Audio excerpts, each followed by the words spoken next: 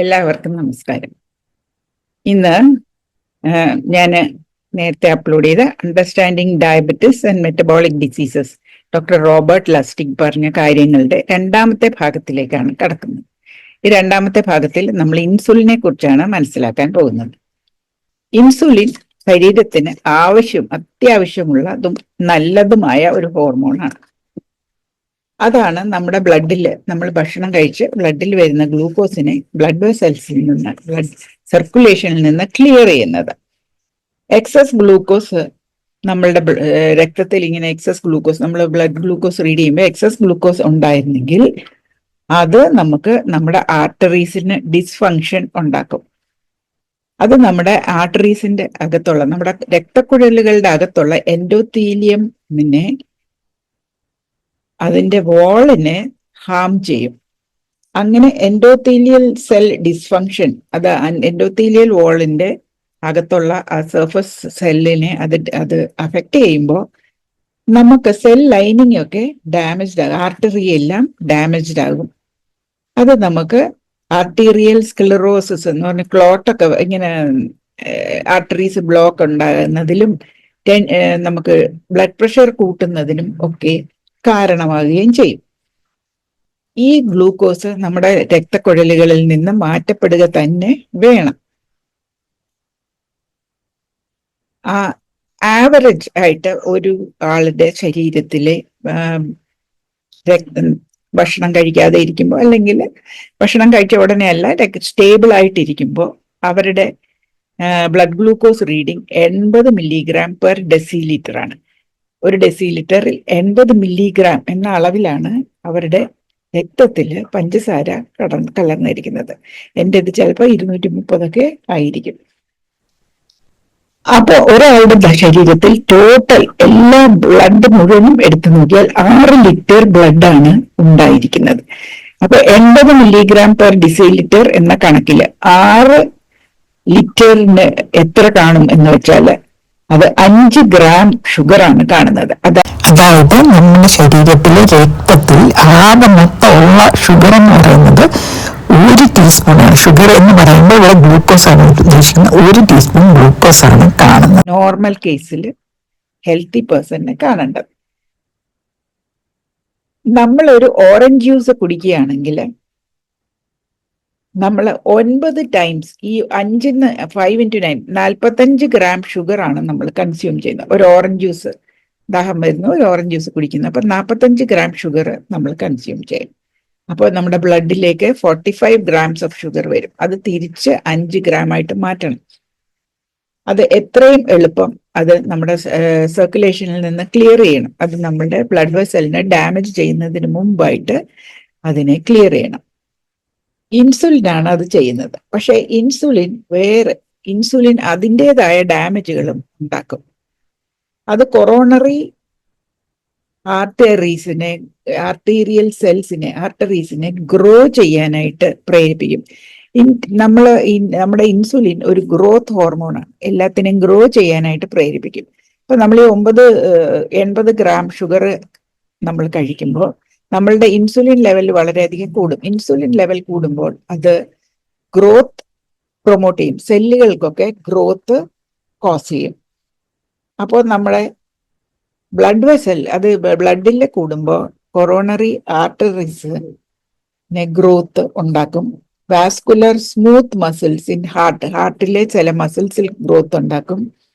ഗ്ലാൻഡുകളുടെ ടിഷ്യൂവിനെ growth ഉണ്ടാക്കും. അങ്ങനെ പല സാധനങ്ങളിലും ഗ്രോത്ത് ഉണ്ടാക്കും. അത് നമുക്ക് ക്യാൻസറിനും ക്ലോട്ടിങ്ങിനും ഡീജനറേഷനും കാരണമാകും. അപ്പോൾ നമ്മുടെ ഷുഗർ കൂടും, അത് മാറ്റാനായിട്ട് ഇൻസുലിൻ കൂടും. ഇൻസുലിനും ഷുഗറും കൂടിയിരുന്നാൽ പലതരത്തിലുള്ള ഡാമേജസും നമ്മുടെ ശരീരത്തിൽ ഉണ്ടാകും. ഗ്രോത്ത് ഇത് ഇപ്പം ഇൻസുലിന്റെ കാര്യമാണ് പറയുന്നത്. ഇൻസുലിൻ നമ്മളിൽ വളർച്ച ഉണ്ടാക്കുന്നു. വളർച്ച ഒരു നല്ല കാര്യമാണ്. നമ്മളൊരു കുഞ്ഞാണെങ്കിലും ഒരു വളരുന്ന പ്രീപ്യൂബർട്ടി, നമ്മൾ അഡോളസെന്റ് ആണെങ്കിലും നമ്മൾക്ക് പ്രഗ്നന്റ് ആണെങ്കിലും നമ്മുടെ വയറിൽ കുഞ്ഞു വളരുന്നു. അങ്ങനെ ഗ്രോത്ത് ആവശ്യമുള്ളപ്പോൾ ഈ ഗ്രോത്ത് സിഗ്നൽ നമുക്ക് ആവശ്യമാണ്. ഈ ഇൻസുലിൻ കൊടുക്കുന്ന ഗ്രോ എന്നുള്ള ഇൻസുലിൻ കൊടുക്കുന്ന ഇൻസുലിൻ എന്ത് ചെയ്യും? ഈ ഷുഗേഴ്സിനെയും ന്യൂട്രീഷനെ കൊണ്ടുപോയി ഗ്രോത്തിനായിട്ട് ഉപയോഗിക്കും. പക്ഷെ അൺകൺട്രോൾഡ് ഗ്രോത്ത് പാടില്ല. നമ്മളൊരു അഡൾട്ട് ആയിരിക്കുമ്പോൾ ആ ഗ്രോത്ത് സിഗ്നല് ചെക്ക് ചെയ്ത് അതിനെ താഴ്ത്തി നിർത്തണം. അഡൾട്ട് ആയിട്ടിരിക്കുമ്പോൾ എനിക്കൊന്നും ഇപ്പോൾ അധികം ഗ്രോത്ത് ഒന്നും ആവശ്യമില്ല. ഇൻസുലിൻ അപ്പോൾ നമ്മൾക്ക് എഗൻസ്റ്റ് ആയിട്ടാണ് പ്രവർത്തിക്കുന്നത്. നമ്മൾ പ്രായമായ ഒരാൾക്ക് ഇൻസുലിൻ നമ്മൾക്ക് ഹാംഫുൾ ആയിട്ടാണ് പ്രവർത്തിക്കുന്നത്.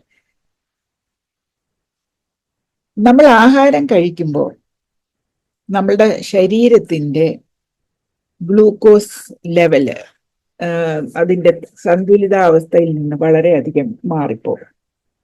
പാൻക്രിയാസിന് ഒരുപാട് ഇൻസുലിൻ ഉണ്ടാക്കേണ്ടി വരും ഈ കൂടിയ ഷുഗറിനെ മാറ്റാൻ. പക്ഷെ നമ്മൾ വയസ്സായി വരുമ്പോൾ ലെസ് ഫിറ്റ് ആകുമ്പോൾ നമ്മുടെ ബീറ്റ സെൽസിന് അത്രയ്ക്കും ഇൻസുലിൻ ഉണ്ടാക്കാനുള്ള കഴിവ് കാണുകയില്ല. അപ്പോൾ നമുക്ക് ആ ബ്ലഡ് ഗ്ലൂക്കോസ് താഴ്ത്താനും സാധിക്കുകയില്ല. ബ്ലഡ് ഗ്ലൂക്കോസ് റൈസ് ചെയ്യും.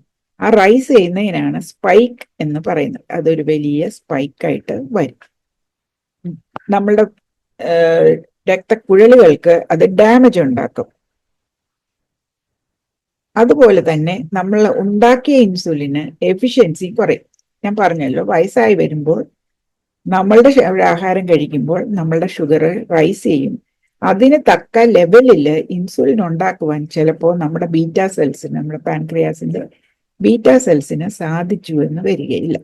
അപ്പോൾ നമ്മുടെ ഷുഗർ റൈസ് ചെയ്യും. ആ റൈസ് ചെയ്ത് നിൽക്കുമ്പോൾ നമ്മളുടെ ബ്ലഡ് വെസലിനൊക്കെ ഡാമേജ് ചെയ്യുകയും ചെയ്യും. അതുപോലെ തന്നെ അപ്പോൾ നമ്മൾ പ്രൊഡ്യൂസ് ചെയ്യുന്ന ഇൻസുലിൻ പണ്ടത്തെ അത്രയും എഫിഷ്യന്റ് ആയിട്ട് വർക്ക് ചെയ്യുകയും ഇല്ല. ഈ വർക്ക് ചെയ്യാതെ ഇരിക്കുന്നതിനെ ആണ് നമ്മൾ ഇൻസുലിൻ റെസിസ്റ്റൻസ് എന്ന് പറയുന്നത്. ഇൻസുലിൻ സ്പൈക്ക് ഉണ്ടാകുന്നത് നമ്മൾക്ക് ആവശ്യത്തിന് ഇൻസുലിൻ ഉണ്ടാക്കാൻ വയ്യാത്തത് കൊണ്ടും, ഇൻസുലിൻ റെസിസ്റ്റൻസ് എന്ന് പറയുന്നത് നമ്മുടെ ടിഷ്യൂസിന് നമ്മളുടെ ഇൻസുലിൻ, നമ്മൾ പ്രൊഡ്യൂസ് ചെയ്ത ഇൻസുലിൻ ശരിയായ രീതിയിൽ വർക്ക് ചെയ്യാത്തതാണ് നമ്മൾ ഇൻസുലിൻ റെസിസ്റ്റൻസ് എന്ന് പറയുന്നത്. നമ്മളുടെ സെല്ലുകളൊന്നും ഇൻസുലിനോട് ശരിയായ രീതിയിൽ പ്രതികരിക്കുന്നില്ല.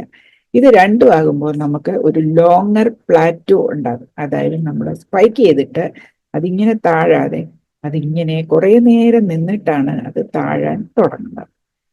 രണ്ടും മെറ്റബോളിക് ഡിസ്ഫങ്ഷന്റെ ലക്ഷണങ്ങളാണ്. രണ്ടും നമ്മൾക്ക് അസുഖങ്ങളും മരണത്തിലേക്ക് ഉള്ള ഒരു സ്ലോ ഡെത്ത് കോസിംഗ് ആണ്. പതുക്കെ പതുക്കെ ഓരോ അവയവങ്ങളായിട്ട് നശിച്ചു പോയിട്ട് നമ്മൾക്ക് പതുക്കെ മരണം സംഭവിക്കുകയും ചെയ്യും. ഇൻസുലിൻ ഒരു ഗ്രോത്ത് ഫാക്ടറാണ്. സെല്ലുകളെ ഡിവൈഡ് ചെയ്ത് ഗ്രോ ചെയ്യാൻ സഹായിക്കും. ഇൻസുലിൻ ഇല്ലെങ്കിൽ വളർച്ചയുമില്ല. നമുക്കറിയാം, ടൈപ്പ് 1 ഡയബറ്റിക്സ് അവർക്ക് ഇൻസുലിൻ ഇല്ലാതെ ഇരിക്കുമ്പോൾ അവര് കോമയിലൊക്കെ ആയി മരിച്ചു പോകും. അപ്പൊ ഇൻസുലിൻ നമുക്ക് വളരെയധികം നെസസറിയാണ്. നമുക്ക് ഗ്രോത്ത് വേണം, നമുക്ക് സെല്ലൊക്കെ എന്തായാലും റീപ്ലേസ്മെന്റ് വേണം. ഇൻസുലിൻ ഇല്ലാതെ നമുക്ക് ജീവിക്കാൻ പറ്റുകയില്ല.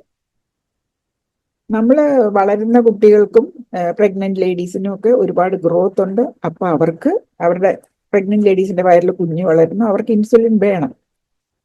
അപ്പോൾ അവരുടെ ശരീരം എളുപ്പം ഇൻസുലിനെ പ്രൊഡ്യൂസ് ചെയ്തതിന് അവരുടെ ഇൻസുലിനും ഇത്രയും ഗ്രോത്ത് നടത്തേണ്ടത് കൊണ്ട് ലെസ് വെൽ ആയിട്ടാണ് വർക്ക് ചെയ്യുന്നത്. അത് ഇത്ര എളുപ്പത്തിൽ നമ്മുടെ ഷുഗർ ഇൻസുലിൻ പെട്ടെന്ന് താഴുകയും ചെയ്യുകയില്ല. പക്ഷെ ഇപ്പോൾ നമ്മൾ ഫാറ്റ് ആണ് ഗ്രോ ചെയ്യുന്നതെങ്കിൽ നമ്മളുടെ ഇൻസുലിൻ ഇപ്പോൾ ഹൈ ആയിട്ട് നിൽക്കും. പ്ലാറ്റോ ഹൈ ആയിരിക്കും, ഇൻസുലിൻ ഹൈ ആയിരിക്കുമ്പോൾ നമ്മളുടെ ഇൻസുലിൻ ഈ ഗ്ലൂക്കോസിനെ കൊണ്ടുപോയി നമ്മുടെ ഫാറ്റ് സെൽസിലാണ് ഡെപ്പോസിറ്റ് ചെയ്യുന്നത്. നമ്മുടെ ഫാറ്റ് ആണ് ഗ്രോ ചെയ്യുന്നതെങ്കിൽ ആ ഇൻസുലിൻ നമുക്ക് ആവശ്യമില്ല.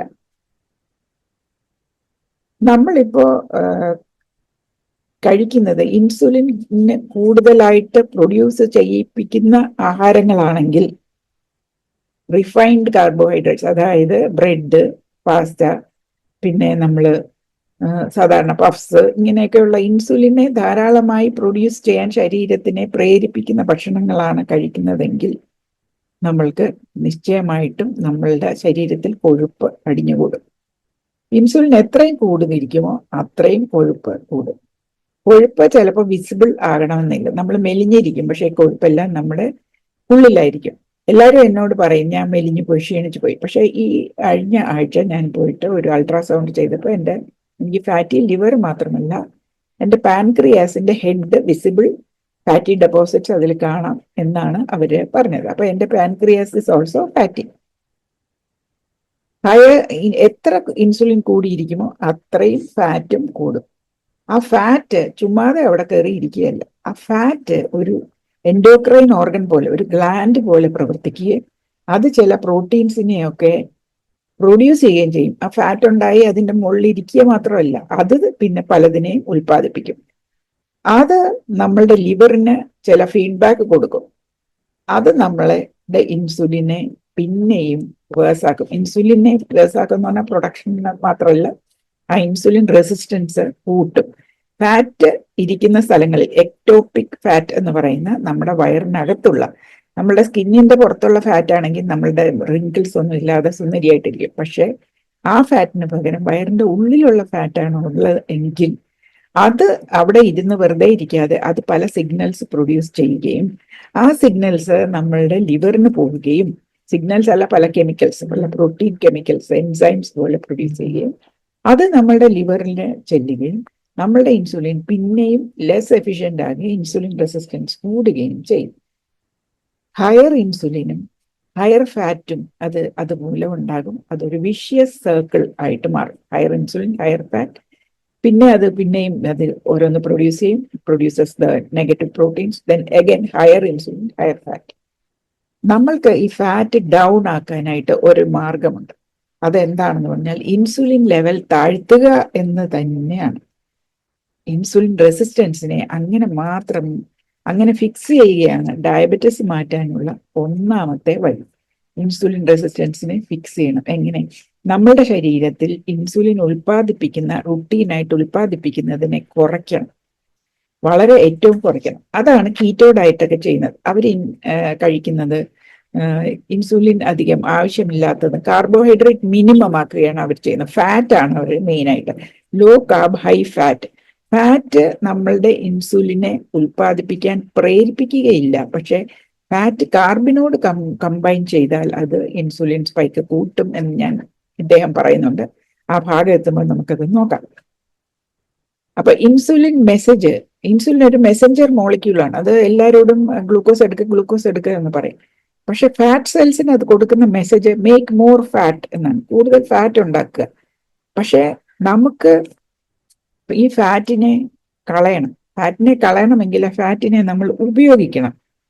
ഇൻസുലിൻ കൂടിയിരിക്കുമ്പോൾ ഈ ഫാറ്റിനെ ഉപയോഗിക്കാൻ പറ്റുകയില്ല. ഇൻസുലിൻ ഹൈ ആയിട്ടിരിക്കുമ്പോൾ ഈ ഫാറ്റിനെ ബോഡി യൂസ് ചെയ്യത്തില്ല, അതിന് തൊടത്തില്ല. കാരണം ഇൻസുലിനാണ് ബോഡിക്കകത്ത് ഇതിനോട് ഫാറ്റിനെ വെക്കാൻ പറയുന്നത്. അപ്പോൾ അത് നമ്മൾക്ക് കുറയ്ക്കാൻ പറ്റുകയില്ല.